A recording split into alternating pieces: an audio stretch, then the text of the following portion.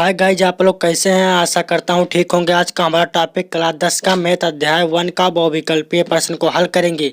ये बहुविकल्पीय प्रश्न बहुत ही महत्वपूर्ण प्रश्न है जो कि पिछले वर्षों में कई बार बोर्ड परीक्षा में आ चुके हैं और इस साल भी आने की संभावना है।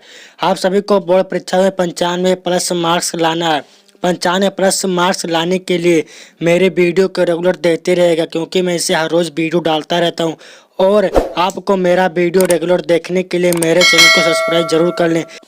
यदि वीडियो अच्छा लगे तो लाइक और कमेंट जरूर कीजिएगा। तो आइए प्रश्न को हल करते हैं। पहला सवाल है अपरिमेय संख्या। पहले हम परिमेय और अपरिमेय संख्या के बारे में जानेंगे। तो आइए पहले हम परिमेय और अपरिमेय संख्या के बारे में जानते हैं। परिमेय संख्या होता है जो बटे के रूप में हो, जैसे 2/3, 4/2, 5/2। ये सब क्या बटा है। जहाँ पर बटा होता है उसे परिमेय संख्या भी कहते हैं। लेकिन परिमेय संख्या का दूसरी स्थिति ये भी, जैसे कहीं पर 4 लिखा रहे, 5 या फिर 6, इसका बटा हम 1 लिख सकते हैं ना, तो ये भी एक परिमेय संख्या है। और तीसरी कंडीशन ये है, यदि कहीं पर 0 पॉइंट में के बाद कोई अंक लिखा हो तो वो सब परिमेय संख्या होती है। जैसे 0.62, 0.96, 0.62, ये सब कौन सी संख्या होती है, परिमेय संख्या होती है। और इसके बाद इसका एक कंडीशन ये है, जिससे कहीं पर √4 हो।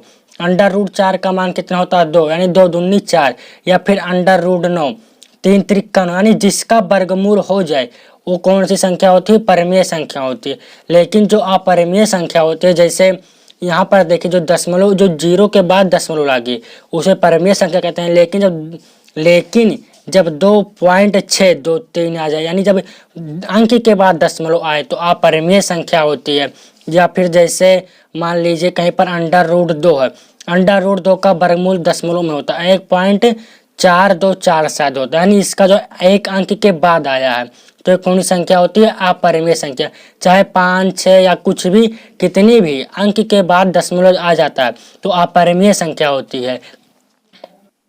लेकिन ये 0 पॉइंट अंक आता है तब तो जो है परिमेय संख्या होती है। यानी शायद आप लोग परिमेय और अपरिमेय संख्या के बारे में जान चुके होंगे।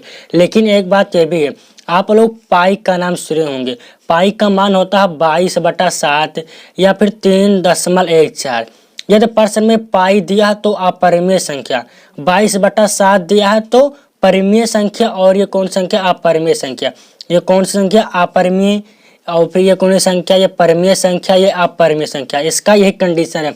बोर्ड एग्जाम में बहुत अधिक पूछाता है कि पाई जो है अपरिमेय संख्या है तो 22/7 परिमेय संख्या होती है। ठीक है, इसके बाद आइए जो हम क्वेश्चन देखते हैं। पहला नंबर विकल्प, तो यहाँ पर क्वेश्चन क्या, अपरिमेय संख्या। मैंने आप लोगों को बताया कि 22/7 के अंक में है तो जो है ये परिमेय संख्या है। 0.69 क्या बताया था कि अब 0 के बाद दशमलव लग जाए और अंक आ जाए तो वो भी परिमेय संख्या होती है। फिर ये देखिए 5/√16, √16 का मान कितना होता है, 4, यानी 4 चौक 16। इसका पूरा वर्गमूल निकल जाला, यानी ये भी परिमेय है, ये भी परिमेय, ये भी परिमेय। और पाई हमने क्या था कि पाई जो है अपरिमेय संख्या होती है, यानी जो है इसका ये सही आंसर है। तो क्वेश्चन जो है बहुत ही अधिक बार पूछा गया। या फिर ये पूछा था कि पाई कौन संख्या, यहाँ पर ऑप्शन दिया रहेगा। तो पाई हमेशा जो है अपरिमेय संख्या होती है। तो आइए हम दूसरा सवाल देखते हैं। संख्या 4√3 है, पूर्णांक, परिमेय, अपरिमेय, इनमें से कोई नहीं। तो पूर्णांक क्या, पूर्णांक का मतलब पूरा पूर्णांक, जैसे 1, 2, 3, 4 या -1, -2, -3, ये सब कौन संख्या होती है, पूर्णांक होती है। तो यहाँ पर देखिए 4√3 का मान निकालेंगे तो 1.732 आएगा। ठीक है, तो जो है इसका मान दशमलव में आ गया। तो आइए जो है हम इससे आपको अच्छे तरीके से समझाते हैं। 4√3, 4 गुणे √3 का मान 1.732 लगभग होता है। तो देखिए यहाँ पर एक अंक के बाद दशमलव, यानी किसी अंक के बाद दशमलव आया तो कौन संख्या होगी, अपरिमेय संख्या होगी। मैंने बताया था ना, या 0 के बाद दशमलव आता है तो जो है वो परिमेय संख्या होती है। लेकिन यदि अंक के बाद दशमलव आता है तो वो अपरिमेय संख्या होती है। तो यहाँ पर क्या होगा, 4√3 एक अपरिमेय संख्या, तो अपरिमेय संख्या को जब 4 से गुणा करेंगे तो अपरिमेय संख्या होगी, यानी इसका आंसर यही सही है। अब तीसरा सवाल हम देखते हैं। दो संख्याओं का HCF 13 है, एलसीएम 182 है। यदि एक संख्या 26 है तो दूसरी संख्या क्या होगी। ये बहुत ही सरल क्वेश्चन और बहुत ही जो है इम्पोर्टेंट क्वेश्चन है। इसके लिए एक सूत्र होता है, तो आइए हम जो है आप लोगों को बताते हैं। तो यहाँ पर सूत्र क्या होती है, पहली संख्या गुणे दूसरी संख्या बराबर एचसीएफ गुणे एलसीएम। आपको जो है इसी सूत्र पर रखना है तो आंसर आ जाएगा। तो इसी सूत्र पर आइए हम रखते हैं। उसमें क्या कहा था कि एचसीएफ कितना है, एचसीएफ कितना 13 और एलसीएम कितना 182। फिर यहाँ पर देखिए पहली संख्या 26 दिया था और दूसरी संख्या हमें निकालनी है, तो दूसरी संख्या को जो हम यक्स मान लेते हैं। तो यहाँ पर देखिए 26 गुणा उस तरफ जाएगा, भाग हो जाएगा। x बराबर 13 गुणे 182 बटा 26। 13 दूना 26 से 2 से कट गया। x बराबर 182 बटा 2, इसे 2 से भाग देंगे। 2 9 18, 2 1 1, यानी दूसरी संख्या क्या है 91। यानी 91 जो हमारा विकल्प सही होगा। यहाँ पर जो ये सूत्र आप याद रखिएगा, पहली संख्या गुणे दूसरी संख्या बराबर एचसीएफ गुणे एलसीएम। आपको जो है सवाल में दे सकता है कि दूसरी संख्या ये है और एचसीएफ दिया रहेगा और पहली संख्या तो एलसीएम ने इसी सूत्र पर 3 का मान दिया तो आप 1 का मान निकाल सकते हैं। तो यहाँ पर आंसर क्या होगा 91। अब चौथा सवाल देखते हैं। 156 का अभाज्य गुणनखंड है। तो 156 का ये हम अभाज्य गुणनखंड करते हैं। पहले हम अभाज्य के बारे में समझेंगे। अभाज्य संख्या वो संख्या होती है जो किसी भी संख्या से ना कटे, अभाज्य संख्या कहलाती है। जैसे 2 हो गया, 3 5 7, ये किसी भी संख्या से नहीं कटती लेकिन स्वयं से कट जाएगी। तो ऐसी संख्या जो स्वयं से कटे लेकिन और संख्या से ना कटे वो अभाज्य संख्या होती है। और भी कई संख्या होती है। यदि हम 9 ले तो 9 3 से कट जाएगा, यानी ये अभाज्य संख्या नहीं है। तो ऐसी संख्या जो किसी भी संख्या से ना कटे अभाज्य संख्या है। तो हमें अभाज्य का गुणनखंड करना, तो आइए गुणनखंड करते हैं। पहले इसे हम छोटी संख्या से काटेंगे। तो पहले जो हम इसे 2 से काटते हैं। तो 2 से 14 15 था तो 1 बचा 16 होगा, 2 8 16। फिर इसे हम 2 से काटेंगे। 2 3 6 18 हो गया, 2 9 18। 39 3 से कटेगा। 3 1 3, 3 3 9, 13 13 से कटेगा। इसमें देखिए ये भी अभाज्य संख्या, ये भी अभाज्य संख्या, ये भी अभाज्य, ये भी अभाज्य। ये केवल स्वयं से कट सकता है लेकिन और अंक से नहीं कटेगा, इसलिए इसे क्या कहा गया अभाज्य कहा गया। तो इसे किस प्रकार लिख सकते हैं 2 गुणे 2 गुणे 3 गुणे 13।